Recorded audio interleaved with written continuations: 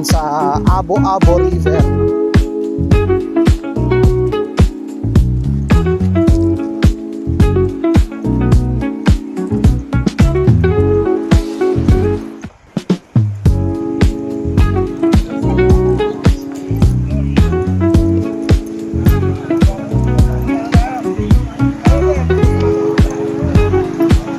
Wala ba ang ano?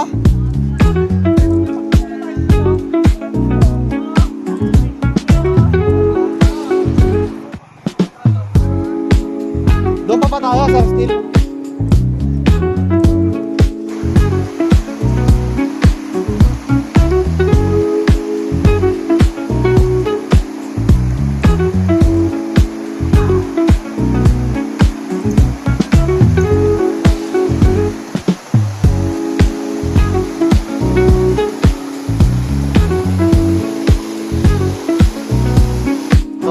Doon kaya tayo sa Abo-Abo River. I-check lang natin yung spot kasi dito tayo magkakaroon ng community service. Maglilinis tayo ng ilog, kaya meron na mga kasamang na mga makakatulong natin. Maganda yung spot dito.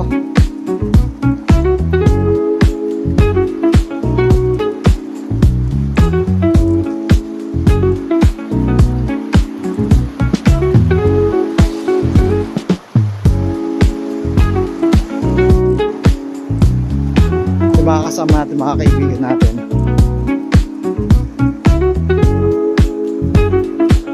So ito, ocular inspection. Ito pa tayo sa may bandang. So continuous yung trail.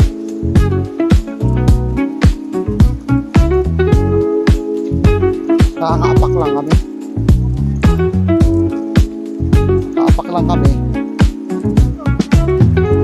Oo nga. Ito ba yung magandang spot?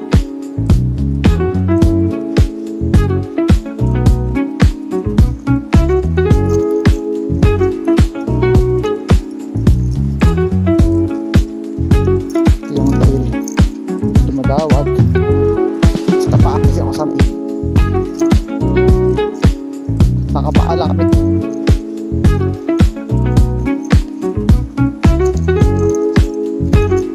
Kailangan kong bilisan kasi naiwanan na nila ako.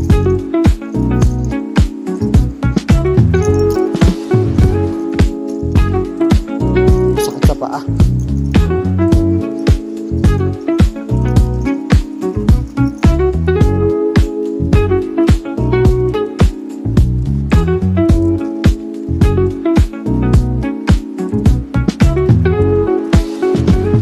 Kailangan testingin muna kasi baka mamaya madulas ako.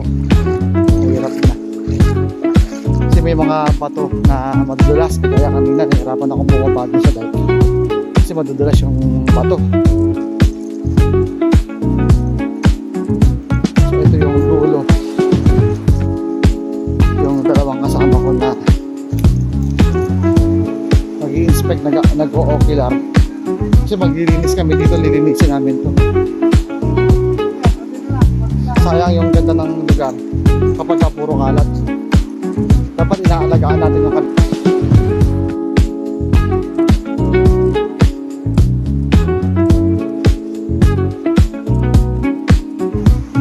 Ito, meron kami nakita dito magandang spot. Kaya lang makalat. Maraming mga tao, hindi sila responsable sa mga kalat nila. Wala namang problema mag-camping, dito sa ilog, tumambay. Huwag lang mag-iiwan ng mga kalat, ng mga basura kasi dudumi yung ilog, babaho yung paligid hanggang sa bandang huli. Hindi na ito mapupunta kasi iiwasan na ng mga tao dahil madumi. So dapat naalagaan natin yung kalikasan. Kagaya nito, ito, iwan ng buhay ng alak. Ito rin, yun, no? Ito yung alak. So kaya nandito kami para maglinis dito sa lugar. Ocular inspection. Ito yung mga naliligo. makikiraan tayo. So, ito ganda oh, yung mga naniligo. Sayang yung ganda ng lugar pagka hindi natin ingatan. Yung kalikasan kasi regalo sa atin ito ng Diyos. Tayo po ay katiwala.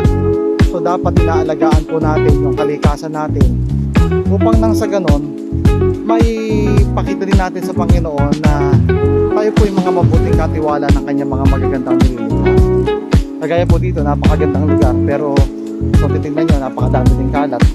So yung goal namin na mga magkakasama, magpupunta kami dito, mag-set kami, lilinisin namin tong lugar na to, tatanggalan namin ng kalat upang nasa ganon, kahit walang, kahit konti, kagaya nito, daming kalat, para kahit konti makabawas man lang sa kalat, makatulong man lang sa maliit na paraan na kaya namin gawin.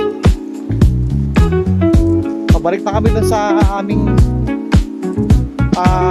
mga dinaanan kanina sa sasakyan namin. So trail ulit, mabalik. Oo. So ito, pabalik na kami sa sasakyan. Malilig itong mga kasama ko. Ako, hindi ko alam kung ano tawag sa akin. Kasi ako yung naiiwanan lagi sa trail. Kagaya niyan, ako kaaahon ko pa lang sila na mabibili sila maglakad eh. Ayun. Parang lumalabas isang kurbada yung pagina namin palagi. Tatlo kami nag-okilar dito, pero kami kasama, iwan doon sa sasakyan. Nandun kasi yung sasakyan namin, service namin. Kasama namin si Kuya Gob, si Kuya Joey. So tulong-tulong kami para maiayos tong area na to. At syempre hindi doon naman natatapos doon. Ang gagawin pa rin ay i-maintain. So makikipag-coordinate kami sa LGU kung paano pa kami makakatulong sa pag-maintain ng kalinisan ng area na to.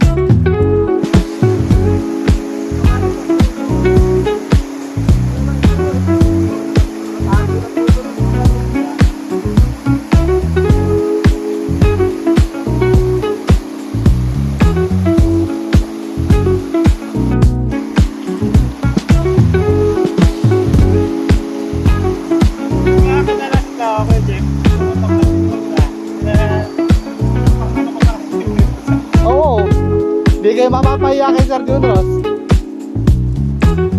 pag maagat ng adventure. At least ito,